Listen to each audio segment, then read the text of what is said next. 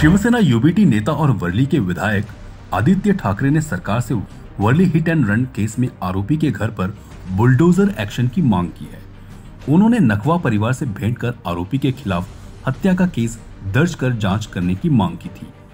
इस दौरान आमदार असलम शेख, पूर्व नगर सेविका हेमांगी वर्लीकर और उप विभाग प्रमुख हरीश वर्लीकर भी साथ थे। वर्ली पुलिस सूत्रों ने बताया कि बुधवार को जुहू तारा रोड स्थित जिस वाइस ग्लोबल तापस पब एंड बार में मिहिर ने 4 दोस्तों के साथ पार्टी की थी, उस पब के मैनेजर से पुलिस ने 40 से अधिक सवाल किए। बार संचालकों द्वारा कथित तौर पर लापरवाही बरतने के आरोप में न सिर्फ बार का अवैध हिस्सा ध्वस्त किया गया, बल्कि जुहू के अलावा अन्य जगहों पर अवैध बारों और पबों पर एक्शन जारी है। पब का लाइसेंस रद्द कर दिया गया है और उसे सील भी कर दिया गया है। हालांकि पब एंड बार को पूरी तरह से जमींदोज नहीं किए जाने से विपक्षी दलों ने सरकार की भूमिका और बार को कथित संरक्षण दिए जाने का आरोप लगाते हुए सवाल खड़े करने शुरू कर दिए हैं। मन हलून जातं जो प्रकार घडलेला आहे, म्हणजे मी कधी त्या दिवशी पण बोललोय की ऍक्सिडेंट होत असतात, पण एवढा बेकार हिट अँड रनची केस मर्डरच आहे आणि ह्याच्यात शिक्षा ही सगळ्यात कठोर झाली पाहिजे। जर आपण त्या परिवाराच्या डोळ्यात डोळे घालून पाहिलं तर त्यांच्या मनातलं राग, दुःख हे सगळं दिसत आहे। नाकवाजीने तर त्यांच्या डोळ्यासमोर पाहिलं सगळं, आणि एवढं भीतीदायक गोष्ट, एवढी भयानक गोष्ट ह्या मुंबईत होऊ शकते, आपल्या महाराष्ट्रात होऊ शकते। असा नरकातून राक्षस आला तरी असं करणार नाही, एवढी बेकार हे हिट अँड रन केस झालेली आहे। आणि मी काल पण मागणी केली आहे की बघा काय की आता अनेक लोक बोलू शकतात की नुकसान भरपाई वगैरे, पण त्यांना तसं 1 रुपयाचं काही नको, त्यांना नुसतं शिक्षा बघायची। कारण महत्वाची गोष्ट ही आहे, काल जरी तो शहा थांबला असता तरी एक जीव वाचला असता, जसं फरफटत नेलं त्यांनी।